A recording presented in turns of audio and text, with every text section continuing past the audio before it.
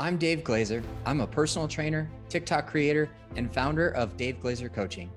After a couple of breakups in 2017, I became obsessed with understanding relationships, the way people connect, and along this journey, I have created a life and podcast dedicated to lifelong learning and exploring how we communicate with each other through modern dating, text messaging, social media, and dating apps. This podcast brings the industry's top experts in relationship, best-selling authors, speakers, and real-life daters. We discuss the struggles, the celebrations, the fears we face, and all the wonder that relationships can bring into our lives. Please subscribe to the podcast and connect with me on Instagram and TikTok to take a candid look into modern dating. Welcome back to the podcast, everyone. Today, we're going to be answering audience questions. I've got 4 questions today that I want to answer for those that submitted. I really appreciate you guys contributing to the conversation. And in between the last series of episodes that covered 10 signs for the anxious, avoidant, and securely attached showing up on a first date or early on in relationships, we're going to take this week as an opportunity to connect with our audience and answer their specific questions about modern dating. You know, when social media and text messaging and dating apps are a way that people communicate and connect nowadays, we want to offer up tools for our audience to get out there, get successful, and enjoy dating a whole lot more. I'm excited for the next series to come around. We're going to be interviewing real life daters and experts on first dates. What do you do leading up to a first date? How do you get more first dates? Where do you meet people? These are all topics that we're going to cover over the next few weeks. So tune in because we're going to invite a lot of great guests to bring a lot of value into your life. So without further delay, let's get into today's episode where we answer questions from the audience. So this one comes from Light Marquez 03 on TikTok. When thinking about dating over 35 years old, what are the most recommended sites and what are some key things to think about when building a profile? Such a fantastic question. And this is one that I get so often on TikTok, on Instagram, and in my direct messages. So if you have questions about modern dating, please don't hesitate to connect with me on Instagram at @DaveGlaser_CSCS or on TikTok at Dave.Glaser. So let's get into it. What are the most recommended sites? Okay, so I have a good friend. He's met multiple partners on Match. Match is something that you definitely have to pay for. And when chatting with him, I find that he believes in the principle of investment. When it comes to dating apps, when he pays for the service on Match, he finds higher quality matches. And I feel as if the most recent relationship for him started out long distance, and then they discussed what their relationship was going to look like as a lot of their children are now in college. So they have a little bit more flexibility. That particular friend prefers Match. Me personally, when I'm using dating apps, I've always enjoyed Hinge a little bit more than Tinder or Bumble. Tinder, for obvious reasons, that's generally known as a hookup app, and people seeking casual relationships. Never really found a match or two looking for a relationship when I used Tinder back in the day. Not to mention there are a lot more bots and scammers on Tinder because the filtration process just isn't nearly as acute as Bumble or Hinge. Speaking of Bumble, Bumble for me never really felt aligned. I feel as if discussing core energies, masculine and feminine energy dynamics is important to acknowledge when we're talking about Bumble, because when the feminine is encouraged to make the first move, it flips that polarity away from my natural alignment to the masculine energy. So I always have to be mindful of using Bumble that when the feminine energy engages first, it's oftentimes with just a hey or a hi or how was your weekend, which is fine. It's definitely the initial steps in showing interest, at least to start a conversation. But I had to be mindful enough to take back the lead when using Bumble. I immediately stepped up my game of like, hey, I'm going to take the lead in this conversation. Hey, first name, what's your favorite thing about Colorado? I've always used that question on every single dating app I've ever used because it aligns with my values. I value an outdoor lifestyle, an active lifestyle, and I also really value all of the opportunities that Colorado offers us. Plus, it's an open-ended question. Now, on the flip side, I would oftentimes, okay, not often, not as often would I receive like a negative feedback on that question. But the one common response that I got to that was like, oh, that's a loaded question. And I really had to sit with that. I really had to sit with understanding what, first of all, what a loaded question is. And a loaded question, when used in this context, is assuming that the person I'm speaking to has a favorite thing about Colorado. Well, for me, it does a lot of things. It helps me understand what attitude the person is bringing to by living here in Colorado. It also weeds out people who are just visiting because they're going to respond back of like, hey, I just got here, haven't found a favorite thing yet. Or it's a conversation starter of like, hey, I just moved here in the last month. I haven't really gotten the chance to explore yet. What suggestions do you have? Which then allows my natural masculine core energy to take the lead and to become the expert in Colorado. You know, I've been here 30 years. I have a lot of knowledge of the state, and yet I still have a lot of curiosity in order to seek out new things, new hidden gems, trying new hot springs. You know, I've been to Steamboat Hot Springs, Strawberry Springs, I think is what it's called. I've been to Mount Princeton Hot Springs, but other than that, I haven't been to a couple more of a few of the more popular hot springs in the state. Anyways, I'm getting off topic, but but these are things that I need to be mindful of when I'm using an app like Bumble. And then finally, Hinge was the most authentic app that I found when using dating apps. Hinge allowed me to see one or two people who selected my profile to match with, and it gave me the choice. Do I want to choose this person who has chosen me based on the content that they've written, their prompts, their pictures, what their lifestyle appears to be? So for me, Hinge always saved time. It saved time and effort as opposed to Tinder and Bumble, which was all about random swiping. You know, I'm using the app, swiping, staying on there for longer than I would like to be, in hopes that there's a match in the next 10 profiles. You know, we are not trading cards.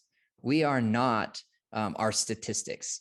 We are not able to completely encapsulate who we are in 140 characters or less. So when it comes to Hinge, I always found that feature was a little bit more authentically aligned for my values. You know, I want choice, I want agency, I want sovereignty when it comes to using a dating app. And then the second follow-up question that I get are like, Dave, would you pay for an app? Absolutely.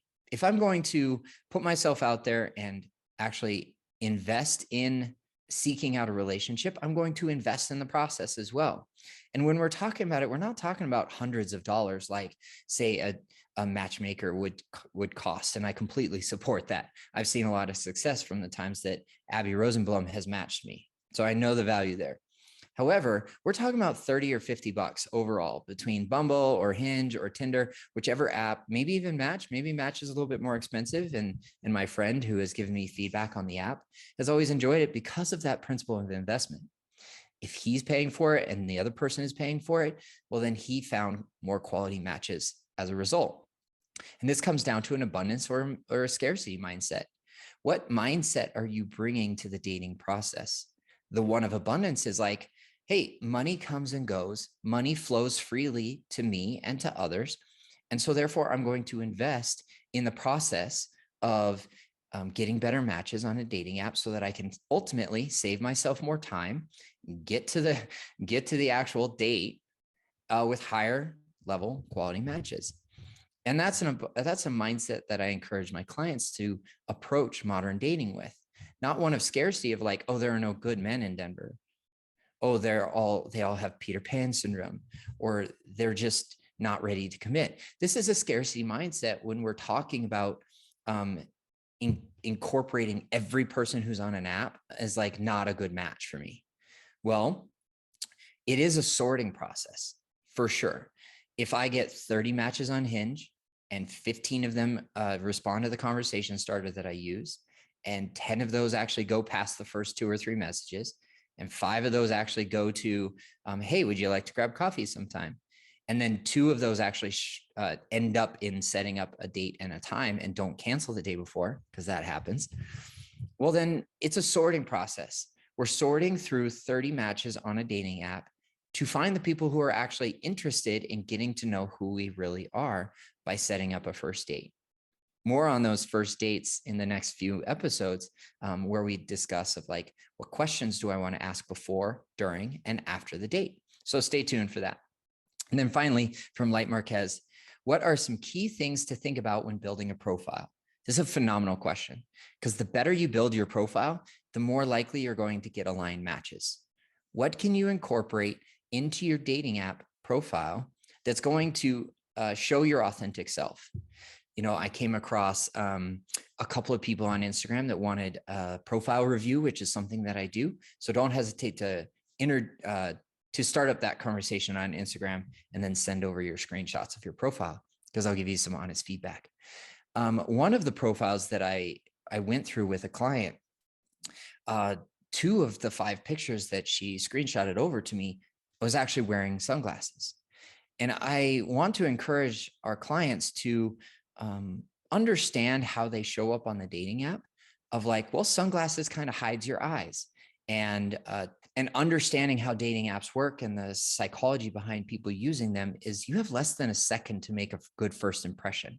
So if 2 of your 5 profile pictures have sunglasses on, you're really not able to connect with the person viewing from the other side of the screen. It's just a little bit of psychobiology that comes into play of like, how do we make a good first impression through photographs, prompts, and a little bit of a bio about ourselves? So when selecting pictures, make sure that you can see a close-up of your face, of you smiling, of, you know, you're not just rolled out of bed. No selfies in the car, no selfies in the bathroom, no selfies in bed. You know, selfies on a vacation in a beautiful place that you visited, completely encouraged, because it shows who you are as you're living your life. Secondly, the prompts on Hinge and Bumble are fun. Let's get fun with it. Let's be as succinct and terse as possible when we're responding to those prompts, giving a little bit of mystery, definitely leaving more to the imagination, and yet still getting specific enough to find a partner who's aligned through your prompts. You know, shared lifestyle, shared values. Those are things that we want to take a look at when we're building a profile. Hopefully that summarizes what are the most recommended sites and what are some things to think about when building a profile. Again, full body picture, at least one of them. Choose pictures that show you living life, and choose prompts and answer those prompts in a way that show your values, your lifestyle, and your passions, because that's going to be a lot more attractive to an aligned partner than if we're just throwing out one-word answers to these prompts. All right, moving on. Question number 2. Can anyone really find a life partner on TikTok? Serious question. I'm interested in hearing about the connections. All right, this is a phenomenal question. And yes, I see a lot of stories, a lot of success stories on TikTok being shared of like, this is where I met my partner. You know, former client of mine, handstand coach here in town, met his partner on TikTok, and they're now living together. Phenomenal success story when it comes to meeting and connecting with people on TikTok. Now, as it is with all social media platforms, Facebook, Instagram, Twitter, TikTok, you can build a connection with somebody through their profile, because these apps, these social media apps, are showing more of our lives than, say, like a dating app profile. The longer you are connected with somebody on a social media platform, the more familiarity you have with them, the more you almost feel as if you know this person without actually knowing them. And this is a good thing. And it's also something to be cautious of, because we're building up this persona in someone else's, in our mind, about somebody else. We need to be cautious about how we approach that. We cannot assume that we know everything about this person because of how they show up on social media. One of the most common complaints that I get as a dating coach using TikTok and Instagram to share my message and my vision and my mission for this world is that my partner never posts me on social media. And this is a very common thing that I hear in modern dating, is how long is it appropriate to share that we have a partner? When should we share that we have a partner on social media? And why doesn't my partner share me on social media? So if you're connected with a complete stranger on TikTok or Instagram or Facebook, you may be becoming more familiar with this person, and you feel as if you've gotten to know them through the pictures or the videos or the content that they share. And you may or may not know that they're in a relationship, because some people have boundaries around their social media platform of not sharing their partner. That's not me. I choose to live publicly, date privately. But if I'm in a partnership, I'm going to celebrate that. That's just me. However, some people do not approach social media in the same way. So when you're connecting with a complete stranger on a dating app or on social media like TikTok, we need to do a little bit more digging. We need to become that detective of like, okay, this person reached out to me. Let me get curious. Let me understand this person a little bit more. Let me be playful. Let me be flirty, but also approach the scenario with caution. Like, who is this person really? When connecting with someone on TikTok and they're coming at you with romantic interest, I would always recommend ask for a second social media platform. Hey, by chance, are you on Instagram? Let's connect there. It's actually an easier place for me to message, which is true. The functionality of TikTok doesn't really encourage messaging back and forth, unlike Instagram, which does encourage messaging. Grabbing that second social media platform gives us a little bit more social proof. It gives us a little bit more detective capability of like, all right, in 2015, where did they go on vacation and who did they go with? That's definitely part of the detective. I acknowledge that approaching every new relationship by giving another person the benefit of the doubt is a good thing. It tells us that we're grounded. It tells us that we're open. It tells us that we're trusting of other individuals. And yet we still need to be conscious of the fact that we do not know this person as well as we might think subconsciously, or our attraction might be taking over, or our attachment style might be taking over when we randomly match with people on TikTok. I have TikTok crushes. I'm going to acknowledge that right now. I'm going to own it. I have TikTok crushes. There is definitely a lot to be seen on TikTok. There's 1 billion or 2 billion people using the app on a frequent basis. There are other profiles of great individuals, I'm sure, but are not posting videos on TikTok because they just choose not to share their life that way. They might be more active on Instagram. So if somebody connects with me on TikTok and they just have a profile picture and no videos, I'm likely not going to start a conversation with them unless they're reaching out to me for professional support. So that's another thing to be conscious of when it comes to social media. Is their profile private? Is their thumbnail just a really good thumbnail? Is their bio picture actually them? That's why getting the second social media platform information is a good thing. Hey, by chance, are you on LinkedIn? Hey, let me connect with you on Facebook. Let's round out the conversation answering the question, can anyone find a life partner on TikTok? Yeah, I feel as if like you can meet a life partner anywhere. Grocery store, movie theater, gas station, TikTok, Instagram, Facebook. I'm not saying that we need to discount or distrust anyone immediately when they connect with you on a social media platform like TikTok. What I am encouraging is to approach it from a detached place, a place of non-attachment, of like, just because I feel as if I know this person really well because of 10 or 15 or 30 or 200 videos, like on my platform, just because you see these videos posted regularly doesn't mean that we know somebody, because these videos are maximum 3 minutes long. How much can you get to know somebody in 3-minute bites through a social media platform? It's something I want to encourage you to be cautious of. All right, let's jump to the third question. Thank you, Lori Graham Mallon, by the way, for submitting that question on TikTok. John Witt 57 asks, hi, Dave. How does anyone learn to communicate on an emotional level with an avoidant? She knows she is avoidant. I know I'm anxious. Is there hope? A phenomenal question, John. Really appreciate the contribution and the submission. I just want to take this question at face value. What I hear you asking me is, how do you learn to communicate with on an emotional level with an avoidant? It sounds as though you're having a really challenging time in communicating with your partner. And I just want to acknowledge that it's a very brave and honest thing to acknowledge that you're struggling in communication. And this happens so often when it comes to the anxious avoidant trap, which is the gravitational pull that an avoidant has to an anxious and vice versa. And so acknowledging that ahead of time before we dig into how we learn, what do we learn? What is it that I can do to approach my partner better. So after acknowledging that, after really showing my appreciation and gratitude for the question, let's dig into it. How does anyone learn to communicate on an emotional level with an avoidant? Well, first of all, it's going to take time. When communicating and dating an avoidantly attached person, which is the core attachment style that I relate to most, it's going to take a lot of trust building and a lot of patience in order to get behind those walls that have been built up. Typically, an avoidantly attached person is afraid of getting hurt again. An anxiously attached person is afraid of getting hurt in the future.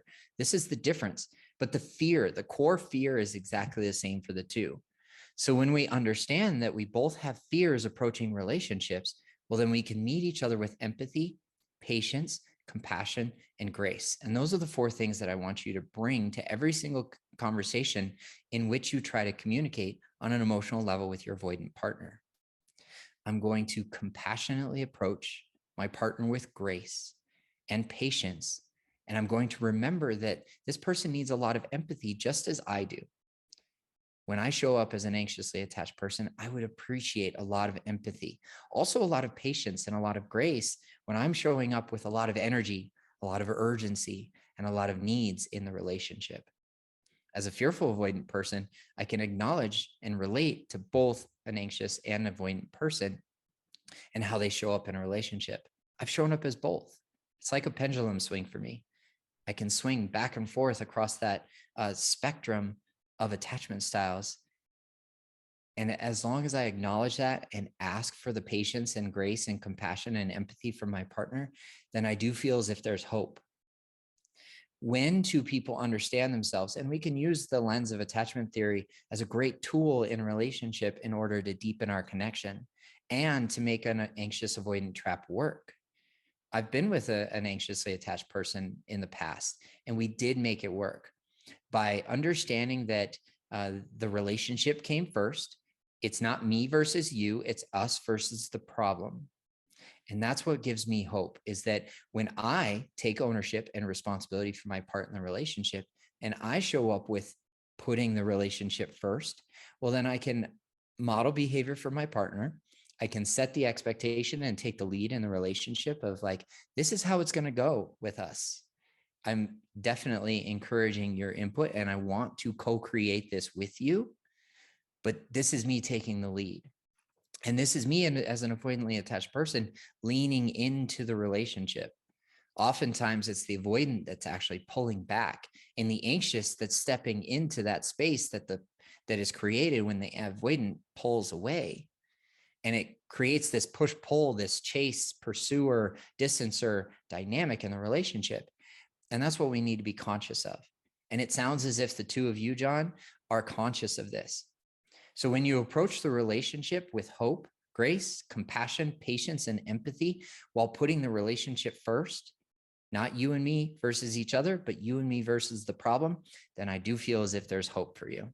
Thanks again, John Witt, 57, for the submission. And I appreciate our conversations when we do have it, when it comes to attachment theory. And finally, let's answer this question. This one comes from the NGL app, which I've been sharing on my Instagram stories. And it's a great way to submit anonymous questions, anonymous comments, and to receive support through Instagram stories. So don't hesitate to follow me on Instagram and engage when I pose the opportunity to submit anonymous questions. So this says, what's your opinion on paid dating sites apps versus free sting sites apps? Maybe there's a misspelling in there. Any preference one way or another? Any experiences you want to share? Yeah, I briefly touched on this earlier when we were comparing Match, Tinder, Bumble, and Hinge. And I do want to come back to that abundance mindset. My opinion on paying for dating sites or apps is that, yeah, give it a month. Actually pay for the service for the first month, because that's when we're going to have the most enthusiasm, the most positive mindset, and the most abundant mindset is in that first month of online dating. What I do feel is if when we pay for the service, we actually get more features, we get more opportunity to narrow down our focus to find an aligned partner.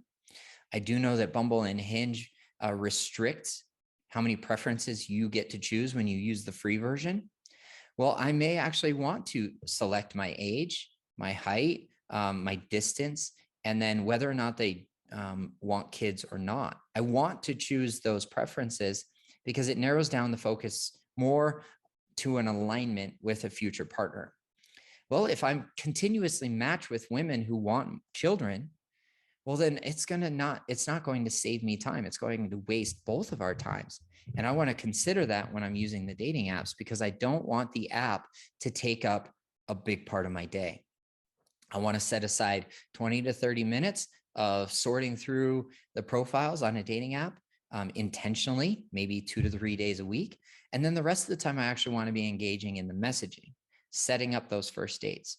And by paying for the service for about a month, I'm able to do that. I'm able to approach each and every time that I use a dating app with an abundant mindset. So that's my preference. If you want a little bit more support as you get back out there on the dating apps to find freedom from the frustration that can be there, then don't hesitate to connect with me on TikTok at Dave.Glaser or on Instagram at Dave Glaser _ CSCS. And we'll set you up for a complimentary consultation one-on-one for 60 minutes to see what's coming up for you in modern dating with text messaging and social media and dating apps as a way that people connect and communicate these days. Well, then I'm here to support you as you do that.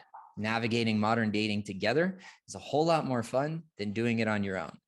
So until next week, where we're going to dig into the process of first dates and how you can get the most out of the first dates that you set up in the next month or two.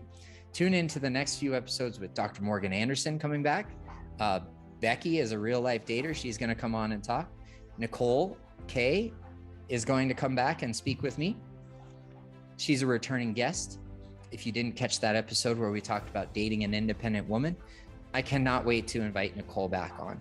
And finally, we're going to invite Samantha Graham, co-host of Where's My Participation Trophy podcast, to come talk to me about dating in Canada.